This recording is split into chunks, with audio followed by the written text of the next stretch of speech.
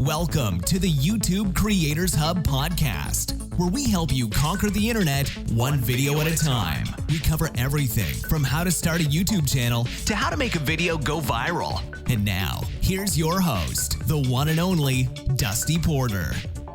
Hello, everyone, and welcome back to episode 316 of the YouTube Creators Hub podcast, where each and every Friday, I bring you a wonderful interview with a fantastic YouTube creator, and I talk with them about their journey on the platform. I get into the weeds a bit and talk with them about what led them to start their channel, what are the different strategies and techniques they use to succeed on the platform, and so much more. So if that sounds interesting to you, hit subscribe on your podcast player of choice. That way, every Friday, you are notified when we release a new episode.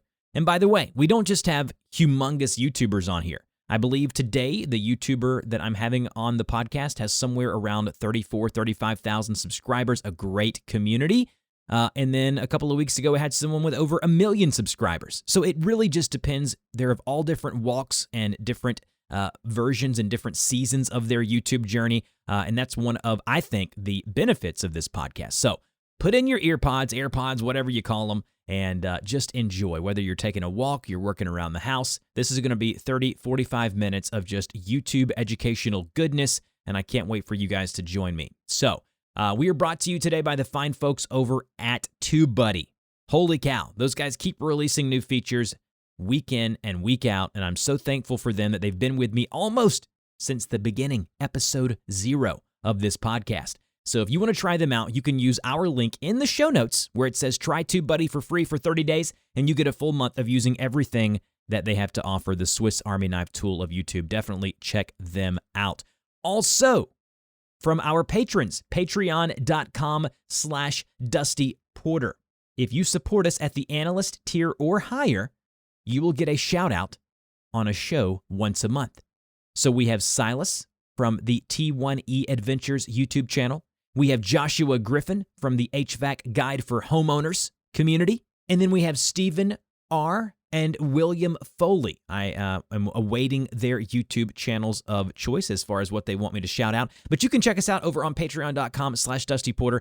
It's just a way for you to support us, maybe get a little publicity yourself, and you get access to our really, really amazing Discord community. So if that's something that intrigues you, definitely go check that out if you haven't already. And last thing I want to mention, I have another link in the show notes. If you think you and your channel or someone that you know would be a great fit to have here on the podcast, click on that link, fill out the form. It takes 5 minutes, and I'll have my team look through them about once or twice a month, and then we'll try to reach out to you if we feel that you would be a good fit. Don't get upset if you don't get reached out to. Sometimes it takes a bit. And also, maybe you're just not there yet as far as being on the podcast, but that doesn't mean that you won't be able to be someday. I've had a lot of guests on here who I've turned down a couple of times, but 3 or 4 years later, they've reached back out to me, and I'm like, oh, you're killing it. You've got some really fun stuff to talk about, because that's what we're here. That's why we're here, to help you either start, grow, or monetize your YouTube channel. All right, with all of that out of the way, don't forget to stick around after the episode for the question of the week responses and the new question this week. Really cool segment, really fun segment. But let's go ahead and jump into this week's conversation.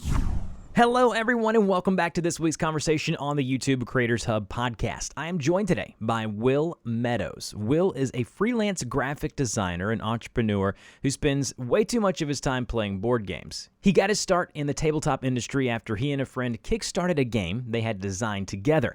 They actually failed their first attempt, kind of keep that in the back of your mind as I read this, but after some marketing and media creation were successful their second go-around. Their love of gaming and introducing new folks to the hobby, as well as their dedication to producing content over the past 5 years, have garnered them around 35,000 subscribers on YouTube. They are active on a number of other social platforms as well, produce a bi-monthly podcast, and host an annual board game convention in Charlotte, North Carolina. With kids and growing families, it's tough to maintain the balance sometimes, but fortunately, board gaming is a family affair.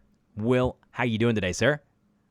Man, I'm doing so good. I'm excited to be on your show, and I'm looking forward to talking about board gaming and YouTubing and all of the above.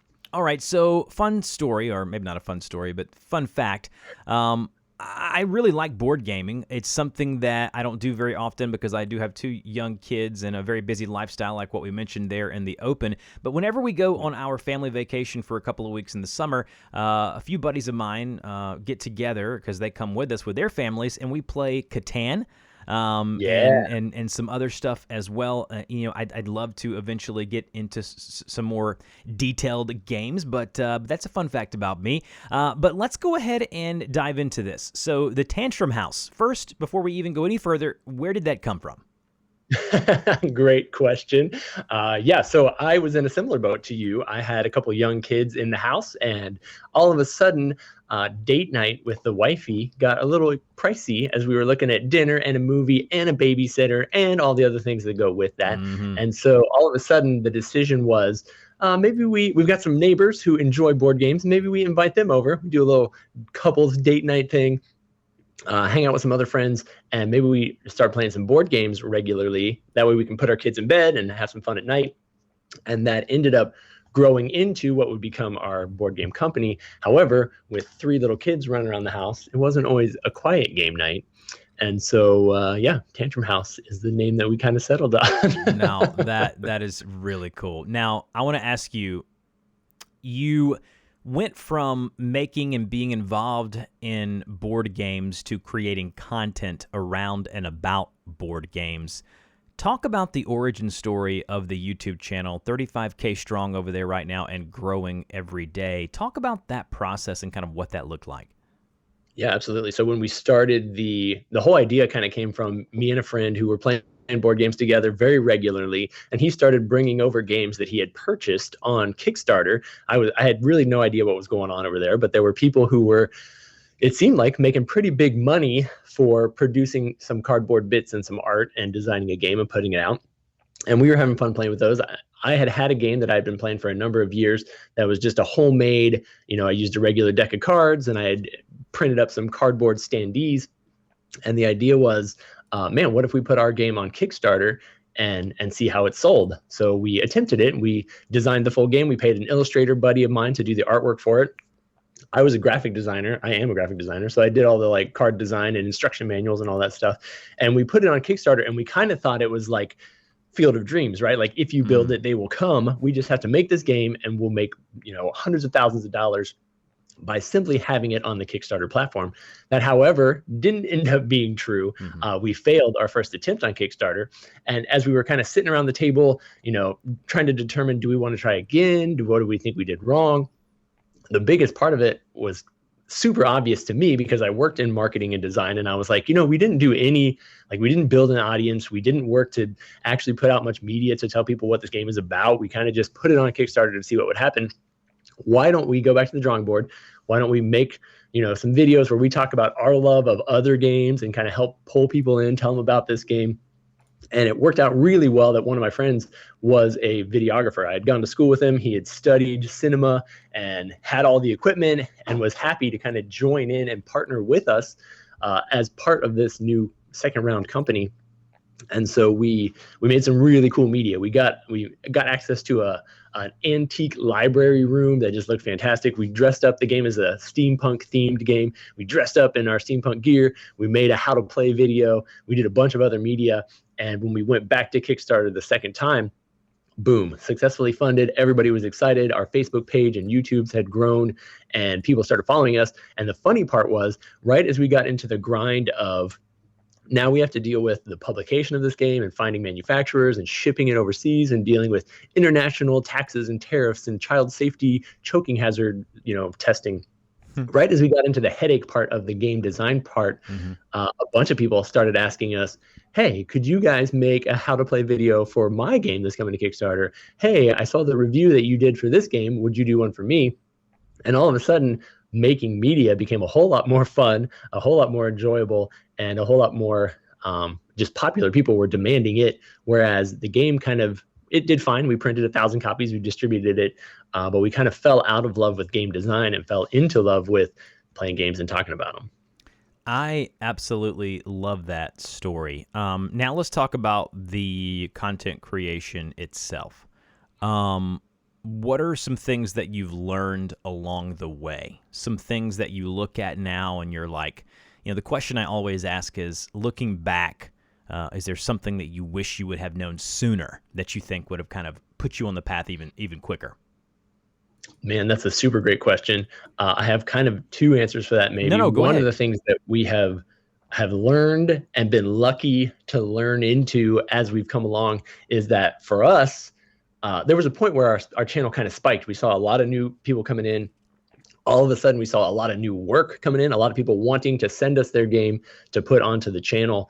And it was the type of thing where it was like, man, do we quit our day jobs, which we all still work full-time jobs. None of us are full-time content creators. Do we quit our day jobs and become full-time content creators and just take on everything that's coming in? Or what ended up happening is we started to do that, and it all of a sudden started to feel like work. Yes. And it was deadlines and communications and like the effect of a board game appearing on my doorstep and it feeling like Christmas kind of disappeared when it was like, oh, I got to turn this around and get a video out tomorrow. Otherwise, I don't have time to get everything else done. And so early on, we made the decision as a group that it wasn't going to be our full-time careers. It was going to be a hobby that we all enjoyed doing together. And what that meant was we needed to bring more people in on it. And so instead of being two guys behind a camera, it's now 4 couples plus kids plus neighbors plus interns, and everybody gets to enjoy a new game popping up at their house, every week, having to make one video to put onto the channel, getting involved in the game nights where everybody's playing together. And instead of it being highly lucrative for one person and lots of work, it is instead, it pays for itself. It pays for the hobby. It gives us some travel cash to go to conventions and stuff. But it's really just an enjoyable opportunity for us to play the games and do what we love. I love this. I love that it started as a passion and it's grown into just this amazing community where people can kind of huddle around this passion and just hobby of gaming and board gaming in particular.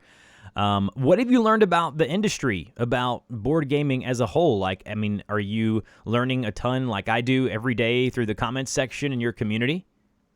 Absolutely. I think that's one of the things that kind of surprised me and continues to surprise me. When we first started out, it was kind of we play some games together, we buy some games on Kickstarter, and that's about it. Over the last, whatever it's been, 5 to 10 years, depending on what's hobby and what's company, it's kind of hard to tell.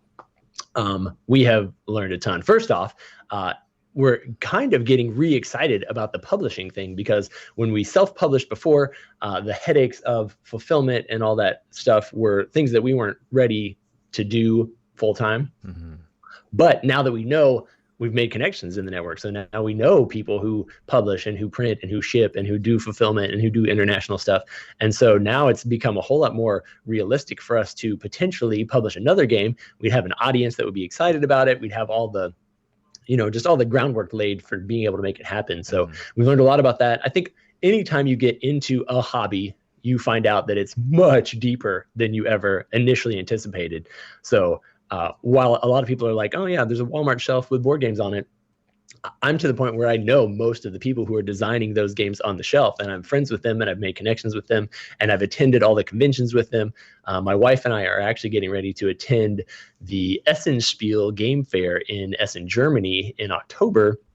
This will be our 3rd year going to it. It's the largest board game convention in the world. Over 200,000 people come out to this event for 4 days to just play games, learn about the new things that are coming to the industry. There are literally thousands of new games that are published every year. One of the other things that comes out of Germany is the Spiel des Jahres. It's kind of the Emmys of board games or something. It's the award that they give out to 3 different types of games. They give it out to kind of like the family weight game, the heavier connoisseur level game, and then to a kids game each year. And when that award is announced, those games end up like selling hundreds of thousands of copies as a result of winning this award. And so games like Catan and Ticket to Ride and some of the biggest games that you've heard of are winners of that list at some point. Mm-hmm. So being just in that culture and learning about all these things and how stuff work, we've learned a lot. What has been the hardest thing for you, Will, on the production and YouTube side of things, as far as, I know you have a team of people and I know you can speak on this, when you have multiple people all of them most of the time have different skill sets. And so you're able to utilize and optimize that. Whereas you may not be good at organization and putting things together, you'll have someone on your team who is. But what has been some of the most difficult things for you to tackle when it comes to the YouTube and content creation side of things? So obviously, when you have a larger group, there are more interpersonal dynamics that get involved. And I would say that first off, we've been super blessed. We have a fantastic team of people who do, as you mentioned, have very diverse skill sets. So while I do the graphic design, we got another guy who did the video. We got the other guy who's the accountant. We got, the wife who's the writer. And we've just been really able to kind of find people that flesh out and fill out our group, which has been excellent. Over time, though, obviously, as people's families grow and as people's work schedules and lives change, responsibilities and what they can carry kind of comes and goes. So the hardest part has probably been the fact that even though we don't make a whole lot of money off of what we're doing, those conversations on like, well, this guy's a partner. He hasn't actually contributed a whole lot this year. But we couldn't do it without him. So how do we have these conversations and be, sensitive to flexibilities and needs and keep it fun for everybody? I would say keeping it fun, at least for me personally, this is like my inner struggle as an extrovert and a party planner. For me, I want everybody to always have a good time. Like if we're here, let's have fun doing it. If, when the deadlines come, let's find a way to party and enjoy it. And, I think I personally feel the pressure more than other people to like make sure everybody feels good about the situation. And that's not always easy to do when you've got somebody who's late and didn't show up and forgot the hardware and we didn't get the video out on time, or, some of those things. There's small things that don't happen often, but for me, that's like the personal biggest struggle. I know for other people, it's very different things, learning the technical or shooting the video or things like that. But right. I'm kind of I don't know. I guess I'm like the heart of the team, trying to pull everybody together, make sure we're having a good time, enjoying every minute of it. And for the most part, we really do. Yeah. In fact, this weekend, I don't know when this podcast will go live, but we're getting ready to do a 3-day live stream starting tonight. And we're going to just be playing games with our audience, having lots of fun. We got some sponsors on board. We're not even trying to make money or anything. It's really just us playing some games for 3 days. And so Friday, Saturday, Sunday, we're going to be live just playing. You'll be able to find it on our YouTube after the fact, but playing games all day. It's going to be fun.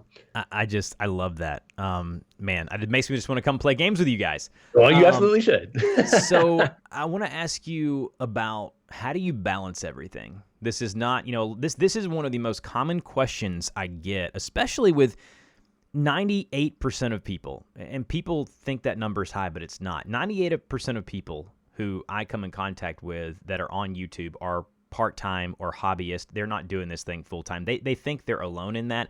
They see all these big YouTubers and they say, oh man, everybody's full-time. No, that's not the case at all. So how do you balance it? Family, your 9-to-5 job or your freelance, whatever it is, plus YouTube, plus the other, responsibilities. What have you found to be helpful for you in regards to balancing everything? So I think so first off, I'm pretty lucky. I mean, it's games. We're just playing games and having fun. Secondarily, I think the biggest key to our success has been like just making it a part of our routine. Yeah. So we have a game night Monday night. A bunch of people come over, we play the games. We've been doing game night Monday nights at the Tantrum House for 10 years now.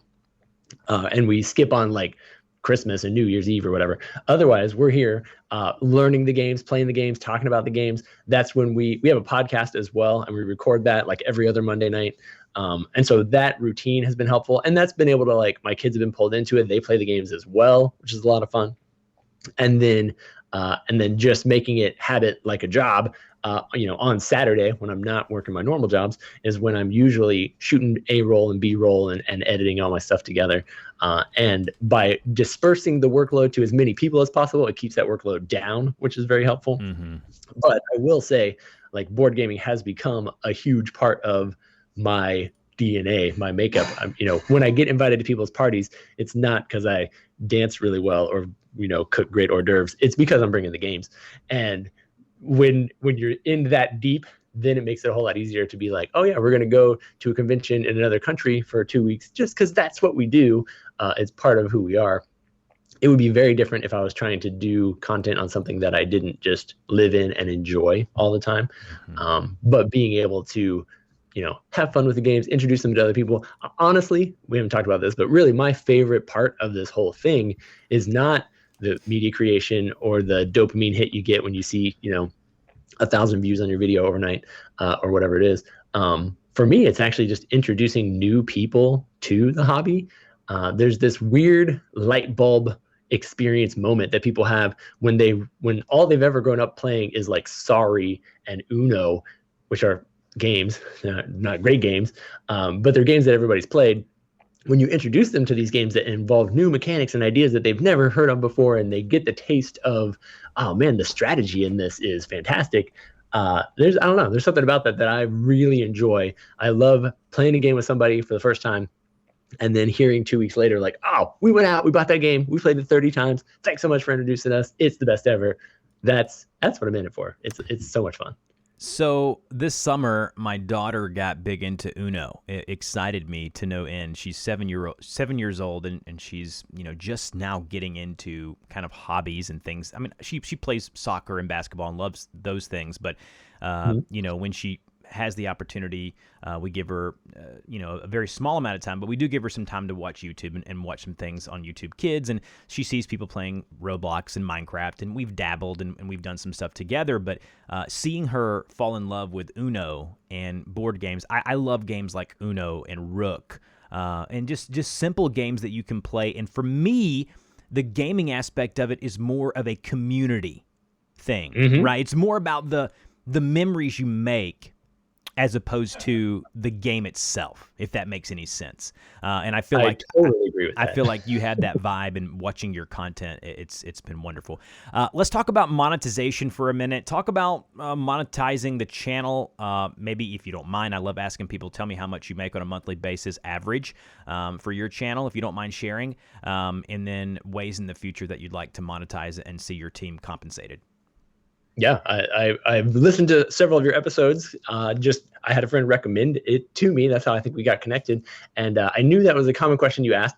I'll tell you the truth, I almost went and did the research on it, and then I stopped. And here's why. I'll tell you some information for sure. I'm happy to share some numbers. One of the things that I love most about the team that we have is that I am the excitable, energetic one that gets goofy over new board games coming out. And one of the things that we try to be very careful about on our channel is making sure that as we share reviews and previews and we do these playthroughs, that we do it as objectively as possible. And there's a lot of discussion, at least in the board game industry right now, and I'm sure it's happening in other places, about if you receive a game for free or if you're getting paid to do content for a game, how do you remain objective? How do you not let that color the content that you're putting out? And so in our crew, I'm not the numbers guy at all. Ryan, my initial partner that we started it all together, he is the accountant and the numbers guy. And so I kind of intentionally don't look at the books at all. I try not to know who's paying for content, who's not. That way I'm not actually, as affected by I need to say something nice about these people because they sent us a copy of their game. I try to be as honest as I can in that. However, the numbers that I do know are YouTube ads alone bring in, I think, $400 to $700 a month on YouTube views. So the ad analytics from YouTube, that's about what they're paying us for ad stuff. We do have a number of annual sponsors who sponsor different parts of our shows. We do a Saturday morning board game show on the first Saturday of every month where we play a bunch of games together and interact with our audience live. It's a blast. We have annual sponsors who have different levels of sponsorship. It's anywhere from $500 to $1,000. It's not anything huge, but basically we play one of their games each month on the show.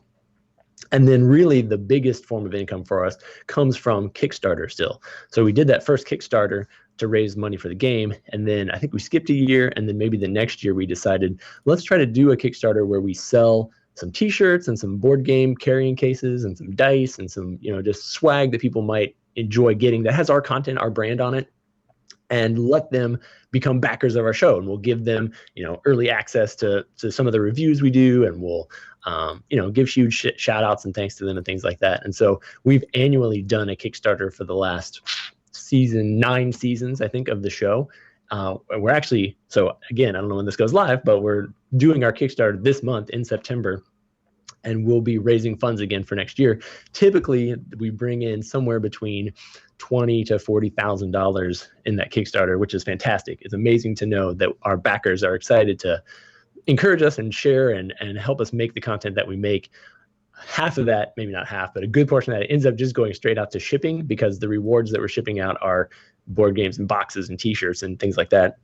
But then the majority of our team's salary comes from that Kickstarter each year. So not lots and lots of money, but definitely enough to pay for gas and hotels, to go to the events that we go to, and to be able to upgrade some of our games and things like that. And it's fun. It all is working very well. Very thankful for where we're at. If you could give a bit of advice to creators out there, no matter where they are along the path or journey, what would that advice be? So 3 things, and some of them are things that we've already hit on a little bit, but one of them is like, you got to love it. You got to be passionate about it. It's got to be something that's real and authentic. If you're just doing it to make money or to do whatever it is, like over time, your energy is going to fade, and it's going to be obvious, and it's going to cost you. And so I would say, don't do it if you're just like looking for something to do. Do it because you have something that you're excited about. The second thing I would say is, at least for us, and it's been effective, if you're not in it for the money in the first place, then bring in as many people as you can on it, because it gives you opportunity to rub shoulders with people, to work, to get to know each other, to build better friendships. It's been a huge part of what we've done. It spreads out the responsibilities. It also, in the early days, it like helps you grow your audience faster, because if I post a video on YouTube and I share it on Facebook, my 2,000 friends are going to see it. But if 6 of us do it, now we got 12,000 people who have been made aware of it. And so it does help you grow your audience a little bit faster, I think, if you've got more people involved and actively working at it. And then I think that third thing, which I kind of blended in there, was I don't think you should do it for the money, unless you've got some hack that I haven't figured out. And as you said, 98% of us haven't figured it out yet. There is the dream of, being Mr. Beast someday and having crazy amounts of money just flowing through my door. But if you're doing it for the money, I think it's going to be tough. It's going to be a long road to hoe. So do something that you're actually passionate about and can enjoy, because it's going to last a whole lot longer, be a whole lot more authentic, and probably be a whole lot more valuable for your audience. Absolutely. And then this one is always fun. I love this question. It's about the future. What's next for the Tantrum House brand and YouTube channel? Super great questions. I wish I knew that. I think to some extent, my boys, so my oldest is now 14, and he has started showing a much greater interest he's kind of grown up playing games his whole life. He's been in several videos over the years, but he hasn't really wanted to take it on himself. And I didn't anticipate it. It wasn't something I was looking forward to, but I think there could be second generational gaming happening here, where he's probably going to start doing more of his own content on our channel. And who knows where that leads, may lead to his own channels. We're always looking for new ways to play and do things better. Each Kickstarter that we have allows us to kind of buy some new equipment and do some new things. So we've been doing a lot more live content than we ever have in the past. It was always pre-recorded. But being able to interact with people where they are is a lot of fun. Especially, in the last 2 years, a lot more people were stuck at home and watching us online. And so being able to play with them and interact with them has been fantastic. I'm hoping there'll be even more ways to do that in the near future. And then one of the events that we're growing right now and that we're really enjoying, and that will give you an opportunity to come play with us, is we have been hosting a convention, an actual board game convention in Charlotte, North Carolina for the last couple of years. And it's been growing several hundred people each time. We just had it this past February. We're looking at dates again next February. And we're hoping to grow that into just a huge event where people can come out, play games for the weekend, can see new games that are coming to the market. And then one of the things that we are trying to really focus in on at our convention are creating unique events that you don't find at other conventions. So we do a table flipping tournament each year. 3 rounds, one each night. We face off a couple different people against each other, and they flip tables, and we catch it in slow motion. There's some great videos on our channel of it. We also do these things that we invented called Tournameals, where you play a game. While you're playing that game, you're playing, New York Slice from Bezier Games, and you're actually eating pizza at the same time, and the winner at your table walks away with the copy of the game. It's just a really neat experience. It allows people to get to know each other a little bit better than if they just shared a table at a board game convention, and creating those connections with people is a thing that we're going to continue to do and hopefully do better and more of. I tell you what, I just sitting here thinking and looking at your channel, I feel like you've got such a cool and neat, unique thing going on with your channel, and I'm just so thankful that I was able to get on a call with you. Can you just let my audience know where they can get in touch with you on YouTube and outside of YouTube? Absolutely. So on YouTube, I don't actually know what our address is, but I think it's like Tantrum House Games / Tantrum House Games. If you go to tantrumhouse.com, that's our main website. And then we're actually pretty active on most social media platforms. So we're on TikTok and Twitter and Instagram and Facebook. And if you, come find us on all those places. Our YouTube channel is our largest audience, and it's surprisingly active. Like, I'm very thankful for the number of people who join us live, who chat in and have fun with us and play games. And we'd love to have you be a part of that audience as well, because one of the best parts is having somebody on our YouTube channel who's like tuned in for every Thursday night playthrough in the year. And then we get to meet them in person at the convention that they show up for.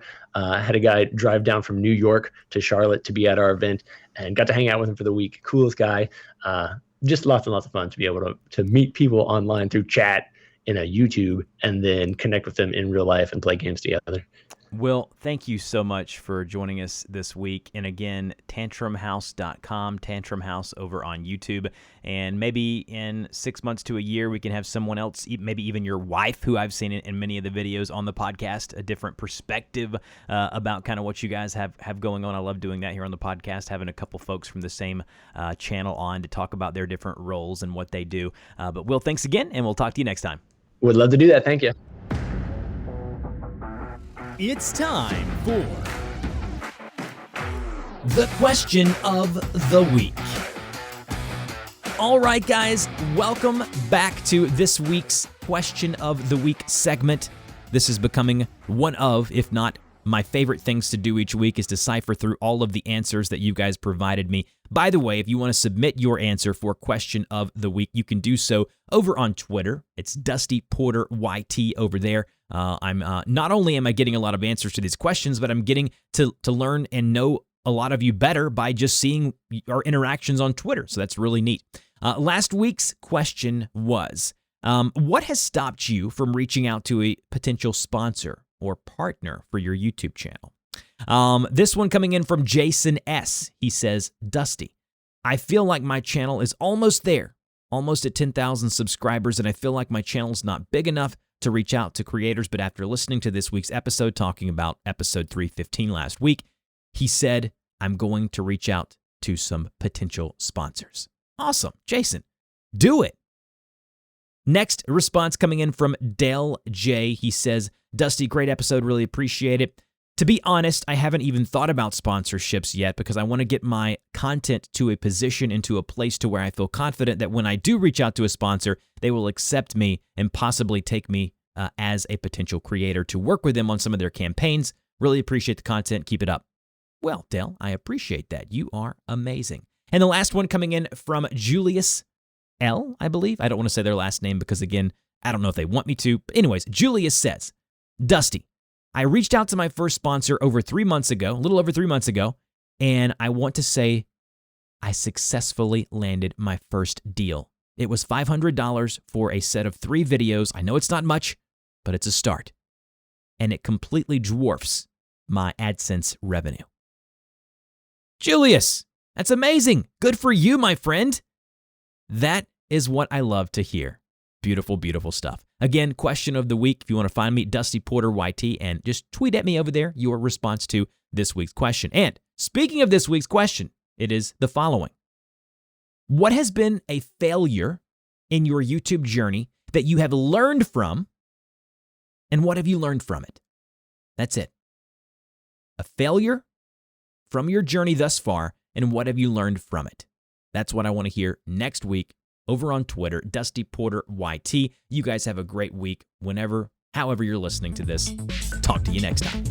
You've been listening to the YouTube Creators Podcast. We want to thank you and invite you to subscribe to the show, as well as support us on Patreon for great perks, such as having your YouTube channel featured on the show and a link on our website. Until next time, keep uploading those videos.